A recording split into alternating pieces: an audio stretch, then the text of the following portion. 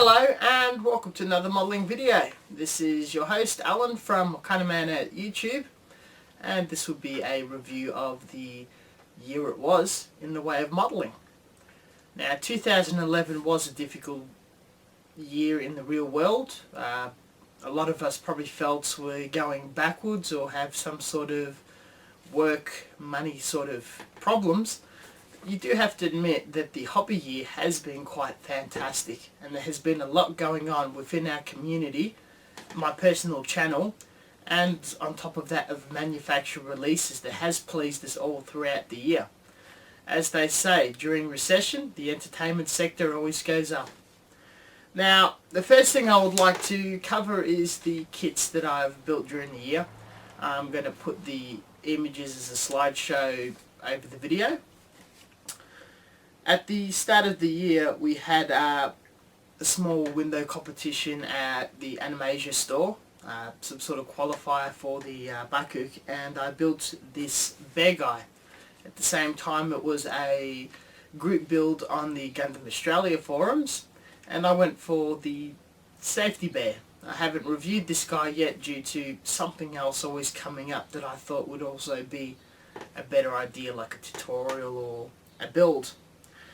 After that, earlier on in the year we had Vegeta's or Henry's modelling competition, which was a really fun experience, and I chucked together the Zaku F2. This would have to be the best and my favourite HGUC and Bandai kit that I've built. It's very easy to put together. And between the bear guy and Zaku 2, I've been playing around with pre-shading. So this is something that I have acquired through this year and late last year.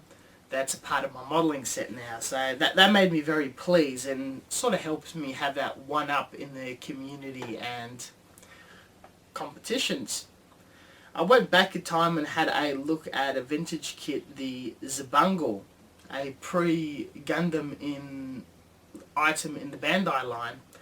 He was a bit difficult to finish, but I did have a ball with him. His colour scheme was something that was recommended in the instructions. I started him at last year's manifest and finished him around the start of the year.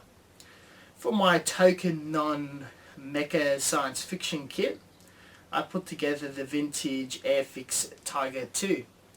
This is a chance to play around with the airbrush again and try some MIG production weathering pigments. Shortly after, just a very quick build, I put together the high grade ball. I was very excited that this kit came out in HGUC form, as the only other models were the master grade, a very rare limited model, and the vintage kit, which doesn't hold up anything to it. As an experiment on YouTube, I did get quite a few achievements in the YouTube arena of being able to make videos as long as I like, getting that 10-15 minute restriction removed. I did an experiment by making a half an hour let's build video of the 1/220 scale Aerios. As this kit was not very successful in building, I was trying out lacquer paints, and his finish is fairly clean. That's all I got about to say. Later on, I'm working on my main project, which I'll talk about later. I strung a no grade with magnets and built the GOG as another technique I picked up with my modelling set, and something that I'll keep on going with into the new year. He was also airbrushed with stencils and just further playing with my airbrush for my master goal. Straight after that was the Goof and Zaku 1 in half scale. The Zaku 1 hand painted with lacquers, trying to get more familiar with a paint I don't normally use, and the Goof, I airbrushed him in the Vallejo acrylics. Straight after that, the Lala Soon, a very rare vintage kit from the original line of styrene models that came out when Gundam came out around the 80s. She was fun to put together and a good change in the way of a figure. The Gianoucha came up next in checking out the base of the kit to use this same model for another build in my main project of the year. It did not seem like an ideal kit, and I had to wait for another kit to be released to finish this large project. As much as I like its feminine form, it wasn't the most fun kit to build, but I'm very happy with my finish. The SD Retsumaru, just an interesting hand painting activity. SDs, particularly the Sengoku Den ones, are very good in improving your technique and very cheap. The vintage Ari VF1S, delving back into a bit of history and experimenting with masking and lacquers. The oldest kit to my collection, the Takada Bushman, giving him a bit of an Australian flair in decals. Had a lot of fun with him building him in Manifest. The No Grade Geno Ace. This was a build over a couple of days. He was a lot of fun to put together. I really like the direction Bandai is going with their No Grade, so great work.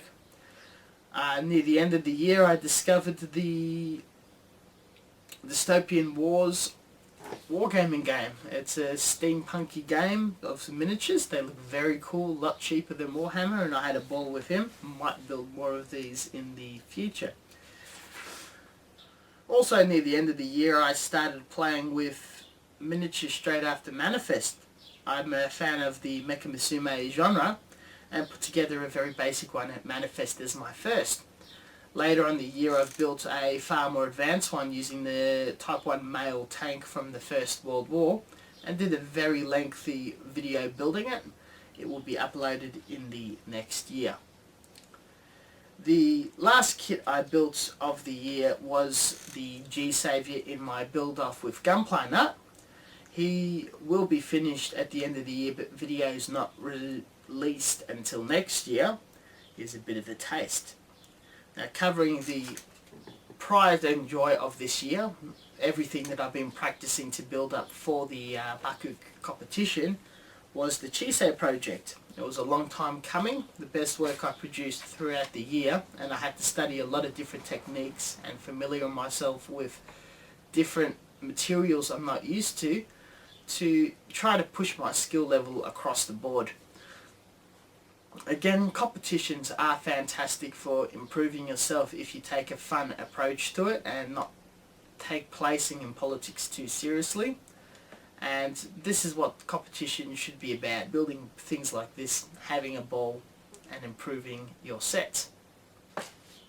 On my channel itself, a lot of achievements has been gained.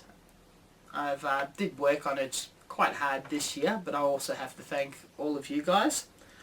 I did so when I reached the 1,000 subscriber mark. I hosted my first competition, which I gave away an airbrush from a very basic video response YouTube interaction competition. Our model was not necessary to build.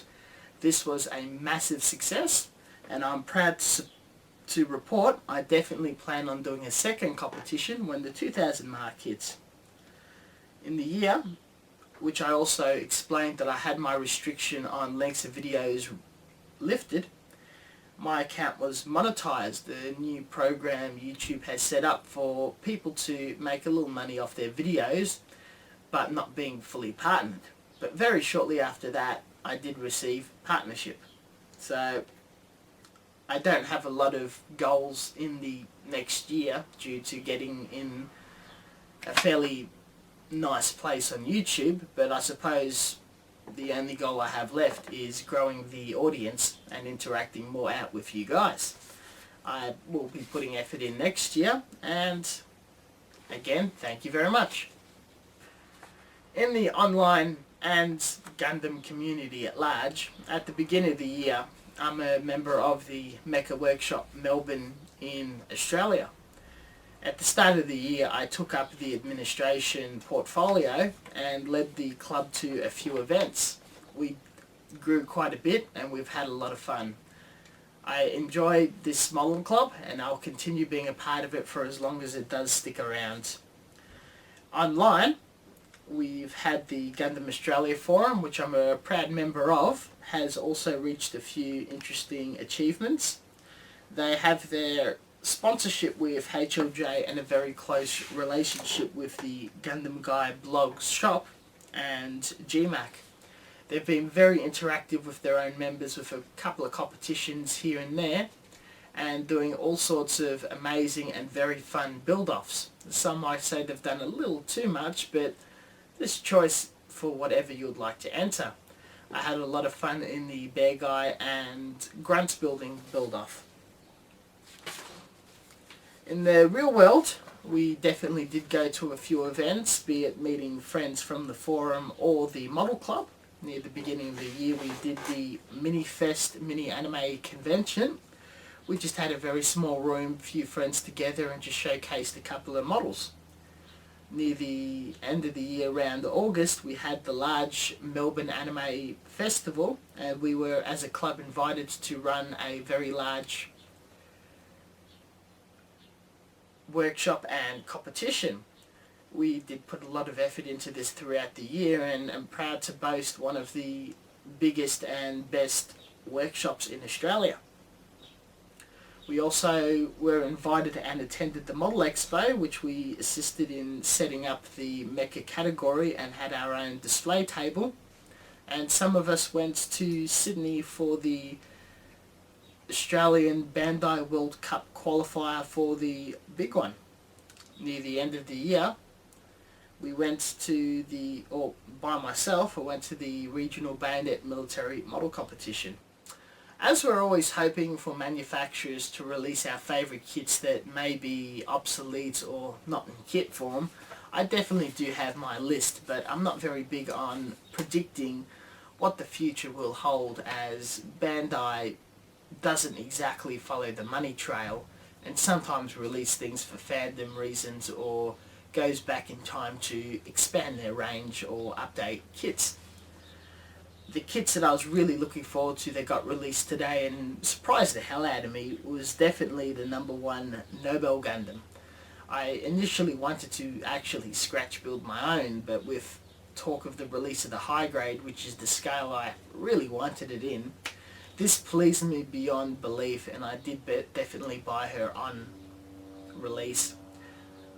Another kit I bought on release and was really looking forward to, always wanted one and also contemplated scratch building, was the Jar C.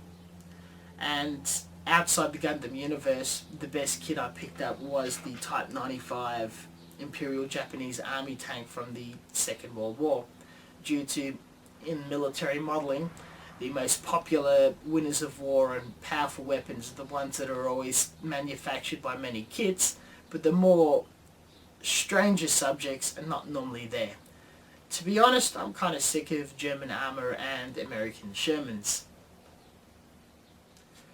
In the future, what I would really like to, or a wish list of kits I would like to be released, and hey, they might do it next year, would definitely be any upgraded or updated kit of the Zaccarello. Maybe something in the EX range would be amazing. HGUC, the Gilbert Tetra, would be a very nice addition, and some wing grunts like the Leo or Virgo would definitely suit the high grade range, but I will put up with the master grades.